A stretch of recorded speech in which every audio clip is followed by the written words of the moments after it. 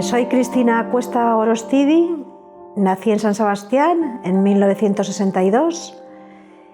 Mi padre era riojano, se llamaba Enrique Cuesta, y como no pudo estudiar una carrera universitaria porque mis abuelos pues, no tenían medios suficientes, él empezó en Telefónica siendo muy jovencito, y como era listo y aplicado, pues fue aprobando oposiciones. Y ya con 20 y tantos años aprobó una oposición y le mandaron a San Sebastián. Bueno, eligió él la Plaza San Sebastián porque tenía unos parientes lejanos, familia de mi madre. Llegó a San Sebastián, a una casa cerca de la Concha, de un matrimonio, mis abuelos, con 5 hijas, y se quedó enamorado desde el minuto 1 de mi madre, Pilar Gorostidi Alba. Entonces, bueno, pues después de unos cuantos años, porque la verdad que le costó conquistarla, se casaron y formaron una familia. Nací yo como primera hija y luego nació mi hermana en 1967, mi hermana Irene. Y vivíamos en San Sebastián pues tranquilamente, una familia de clase media. Mi padre era una persona tolerante, no metido en política, pero bueno, por supuesto con sus ideas. Mi madre, una mujer vasca, muy enamorada de San Sebastián, y éramos una familia pues bastante feliz, hasta que las cosas empezaron a cambiar. En esa primera fase, mis recuerdos de niñez y adolescencia pues son absolutamente felices y normales.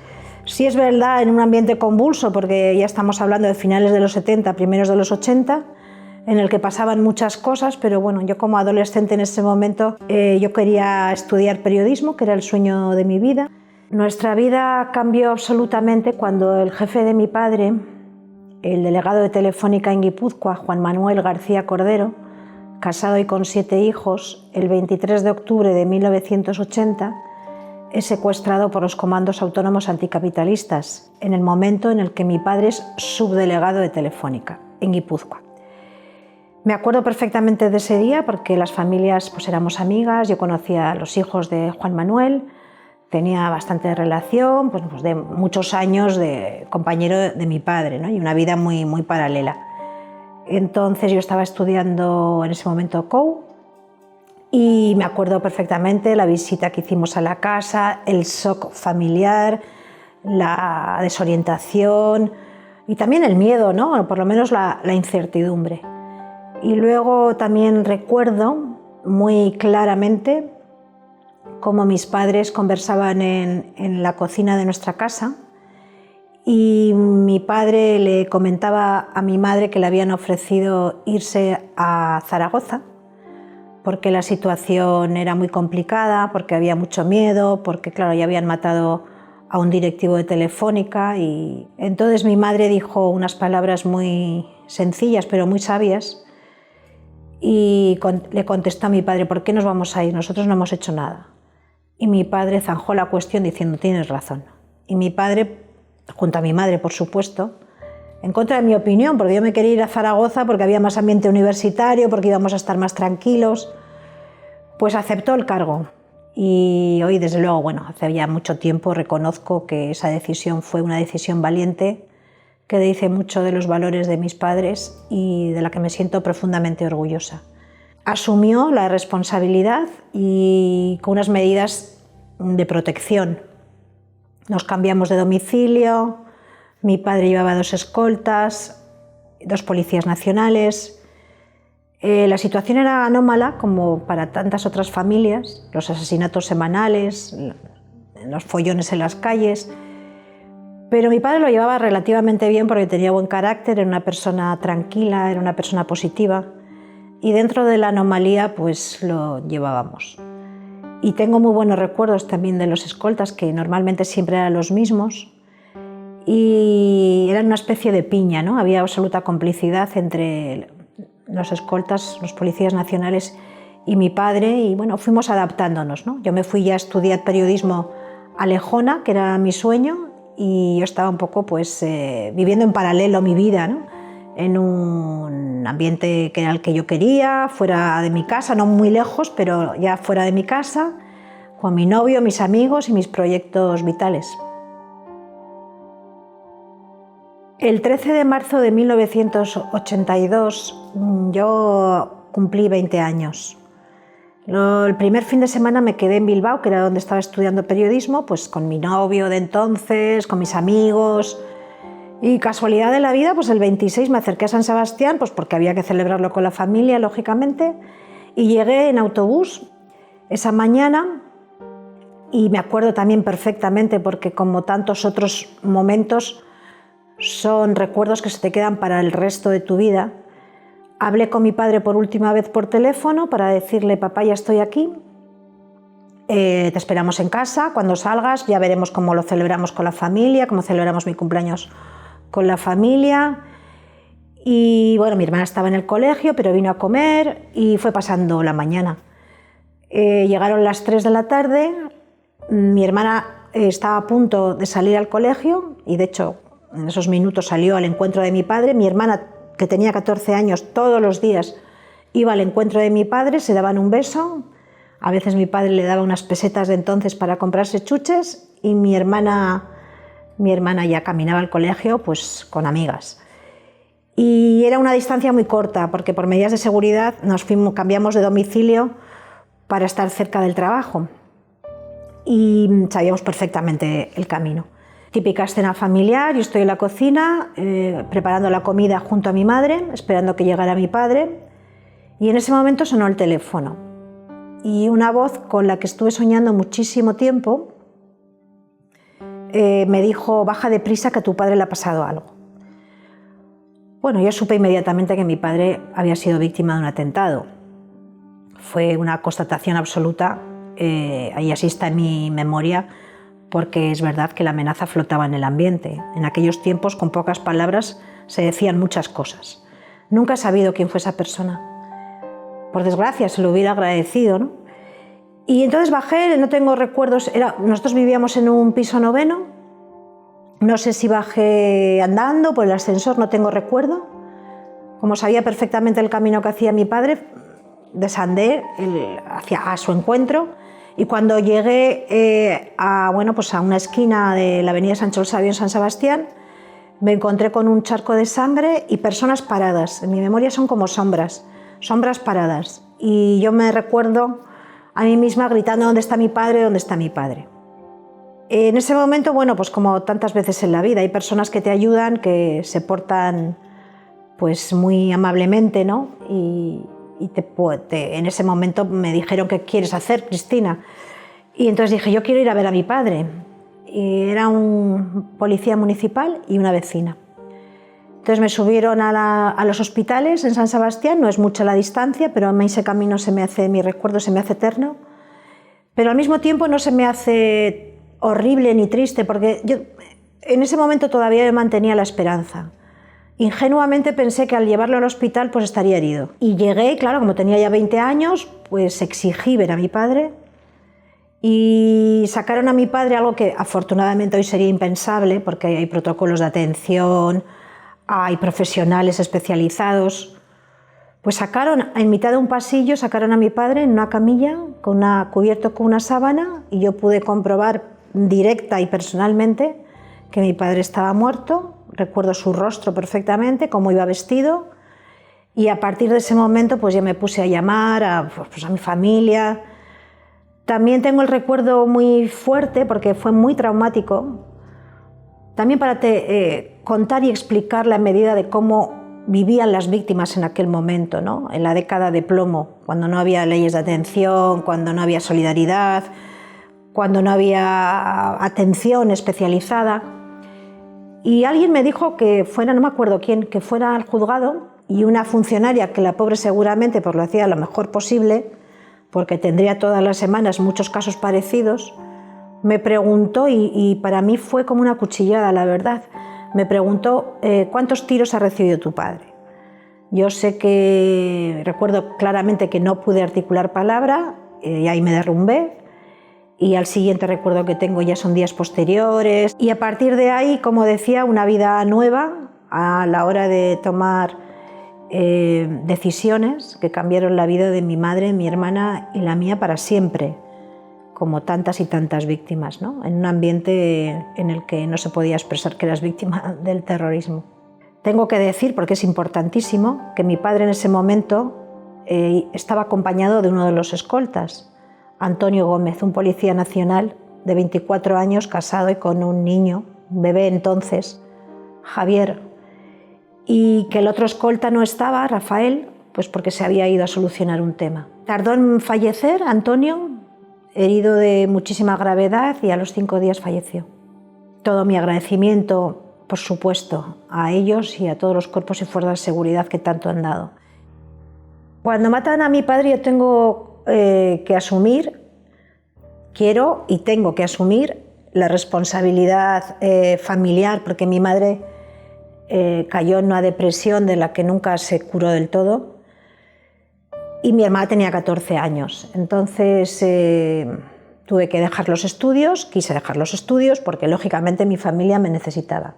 Yo en esa situación era la más fuerte de las tres. Y me ofrecieron trabajar en Telefónica, pues porque la situación económica tampoco era clara. En aquel momento no había pensiones extraordinarias. Mi madre tardó 10 años, hasta 1992, en cobrar una pensión extraordinaria. Y además, como anécdota también diré, porque mi madre ha fallecido en el 2017, que mi madre siempre llevó muy mal que en la nómina de viudedad le apareciera en la casilla correspondiente accidente laboral. No consiguió, que ese fue su empeño, pero no lo consiguió, que se pusiera víctima del terrorismo. Y entonces, ante esa situación, pues vuelvo a San Sebastián, empiezo a trabajar en Telefónica exactamente al mes y entro a las 7:30 de la mañana de un 26 de abril de 1982 por la misma puerta por la que había salido mi padre antes de ser asesinado, un mes antes. Y yo tenía una imagen de Telefónica familiar, lógicamente por los amigos cercanos de mi padre. Por supuesto ellos me arroparon porque querían a mi padre y porque nos querían a nosotros, y siempre hay gente, pero gente muy cercana. Pero al mismo tiempo para mí fue muy duro porque la policía, con la mejor intención, me dijo que seguramente la información del seguimiento de mi padre, fotos, recorridos, horarios, había salido de la propia central de Telefónica, como en tantas ocasiones ha sido lo más usual. Los chivatos colaboradores de Tarras que se han ido en general de rositas y que ha habido muchísimos en el País Vasco a lo largo del tiempo, ¿no? Y entonces pues yo tenía esa contradicción, sí se me sentía arropada por los más cercanos, a los que conocía, pero luego yo veía terroristas por todos los lados o colaboradores por todos los lados, ¿no? Y quiero recordar también algo muy especial que a mí me provocaba mucha zozobra, ¿no? Mucha gente, y muchas de estas personas no tenían nada que ver con la justificación del terrorismo, eran personas absolutamente normales, me preguntaban una pregunta hiriente que se ha hecho mucho en el País Vasco: ¿en qué andaba metido tu padre? La culpabilidad de la víctima. Y yo en un primer momento pues también me lo pregunté, o sea, ¿cómo era posible? Es verdad que habían matado al jefe de mi padre, pero ahora me tocaba directamente hacerme esa pregunta, ¿no? Porque como bien he sabido, en muchísimos casos ETA y grupos afines primero señalan, amenazan, persiguen, asesinan, humillan en sus comunicados de justificación del terrorismo. Y de mi padre, como de tantos otros, dijeron barbaridades. Con lo cual la gente se protegía, hacía un círculo de seguridad alrededor tuyo y de los familiares, no fuera a pensar ETA que también estaban implicados en esas mentiras que se había dedicado a desparramar por la sociedad. Y eso hería, ¿no? Porque yo, por ejemplo, empecé a estudiar filosofía, porque yo quería estudiar y trabajaba a las mañanas, y ya el curso, pues yo creo que inmediatamente, ese o el siguiente, eso no me acuerdo bien. Bueno, yo no decía a nadie en la universidad. Bueno, en la universidad era un foco de legitimación del terrorismo tremendo, o sea, era como meterse en la boca del lobo. O sea, todas las manifestaciones, todas las huelgas, todas las movidas que había, era siempre a favor de los terroristas o sus amigos. Jamás, cuando se mataba y se mataba y se mataba, jamás por una víctima del terrorismo. Tuve momentos terribles, pues por ejemplo, cuando entré en el aula magna, yo creo que ya era el 86, y vi una pintada en el aula magna que decía: la familia Garrido se fue como el humo de las velas, y la familia Garrido era el gobernador militar asesinado con sus familiares en el centro de San Sebastián. Ahí también me acuerdo que fue un momento horrible, que vamos, cogí y me fui. Y luego, bueno, pues anécdotas del tipo de que no contaba quién era yo, ni qué me le había pasado. Bueno, tengo una amiga íntima que conservo de aquellos años, que bueno, yo creo que a veces nos reímos, ¿no? Que yo hasta tercero de carrera no le dije quién era yo. O sea, bueno, quién era yo sí, con nombre, pero no mi historia, ¿no? Y entonces vivíamos adaptados, y especialmente las víctimas, por prevención, a no contar quiénes éramos, no fuéramos a ser más marginados o más estigmatizados de lo que ya habíamos sido por el terrorismo. Empezamos a sobrevivir más que a vivir en un ambiente hostil, mi hermana, mi madre y yo. Yo intenté tener cierta estabilidad familiar, que mi hermana estudiara, que mi madre pues tuviera un tratamiento médico. Bueno, nos compramos un gato, quiero decir, hice todo lo posible para lograr cierta serenidad, a pesar de la pérdida, del dolor, de la injusticia, de la desorientación terrible, ¿no? Y fue pasando el tiempo y más o menos, no voy a decir que se normalizó la vida, sino que más o menos nos fuimos serenando.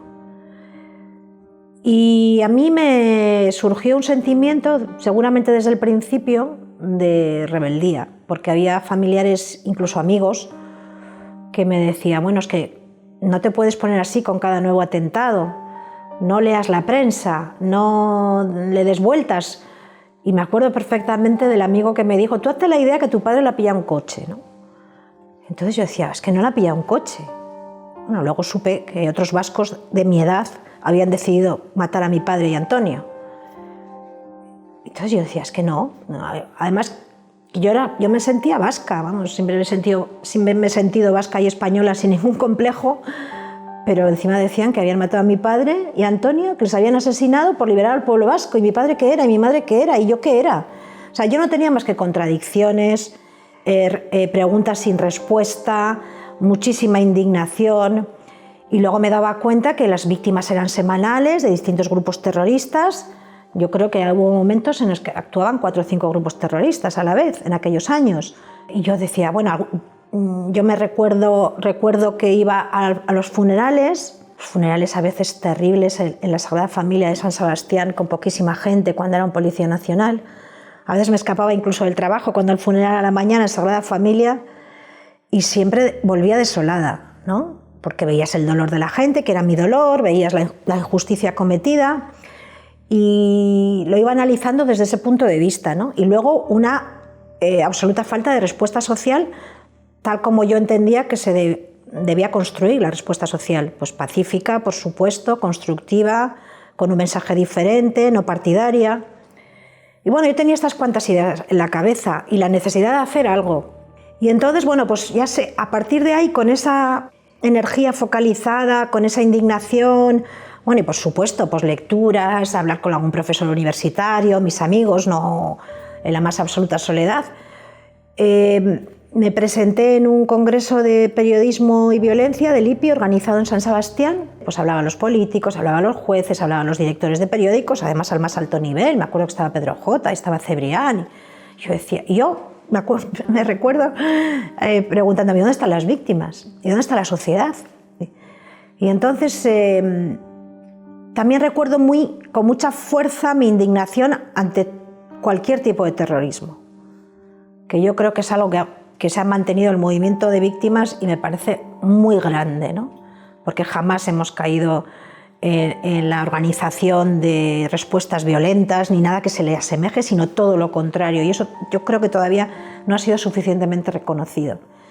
Y entonces cuando terminan las mesas y tal, pues yo tenía ya 24 años y digo, pues yo soy Cristina Cuesta, soy víctima, y hago un llamamiento a todas las víctimas de todos los terroristas, porque tenemos que estar unidas y lanzar un mensaje social de construcción. Bueno, no era tan elaborado, lo mío era más naif, más sencillo, ¿no? Pues quiero hacer algo por la paz.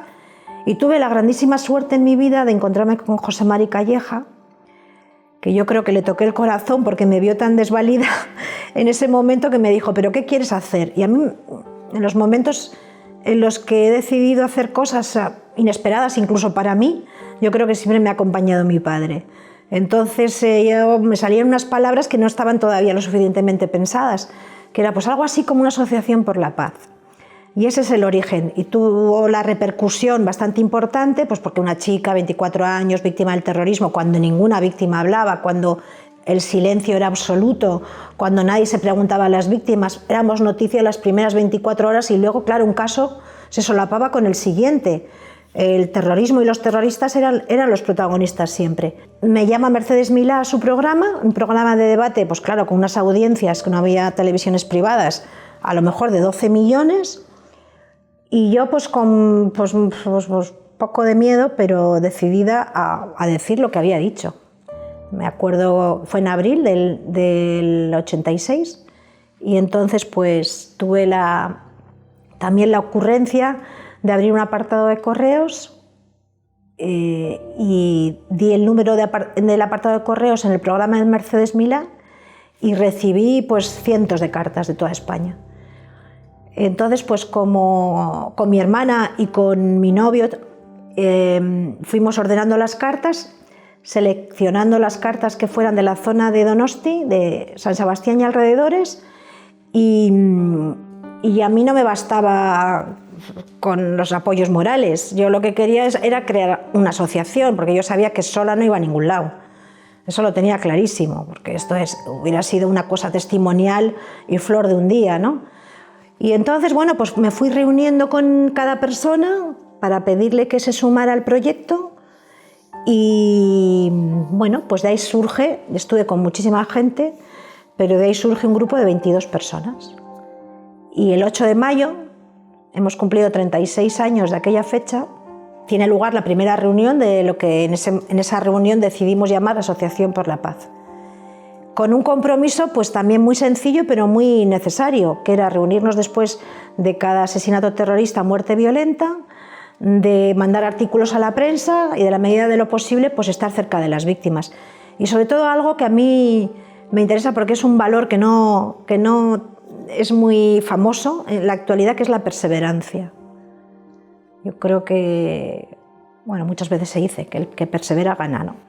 Y yo creo que es así. Entonces nuestro mensaje fue para seguir allí, independientemente de quién fuera la víctima, de qué uniforme llevara, de qué punto de España fuera el atentado, y sabiendo que siempre iba a haber un mínimo de ciudadanos dispuestos a salir, a estar cerca de las familias, a decir que como vascos nos avergonzaba lo que estaban haciendo otros vascos en nuestro nombre, a recuperar el espacio público y a mandar un mensaje ético y político fundamental, el derecho a la vida y a la libertad.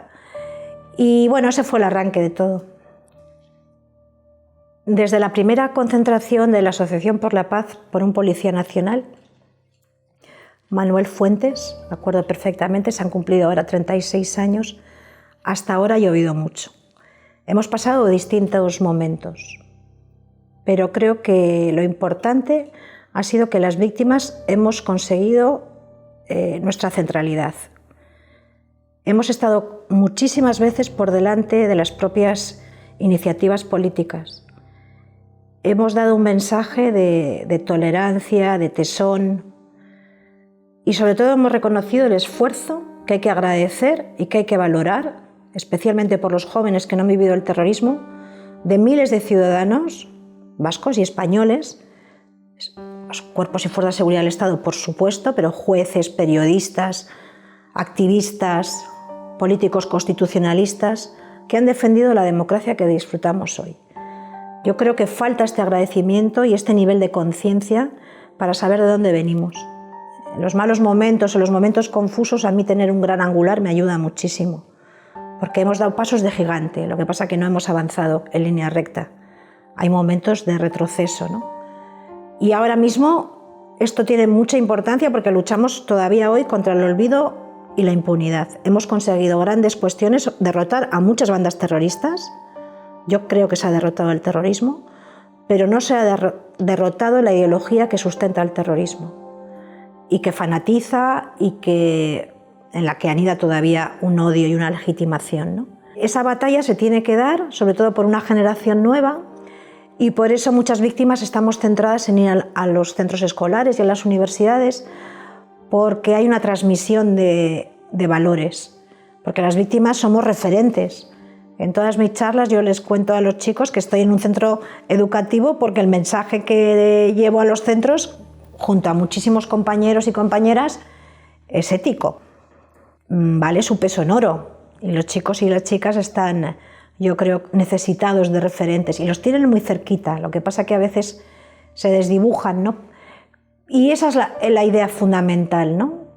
Que si defendemos la democracia, tenemos que tener referentes sólidos en la construcción de una democracia digna. Y parte de estos referentes, por supuesto, están compuestos por las víctimas.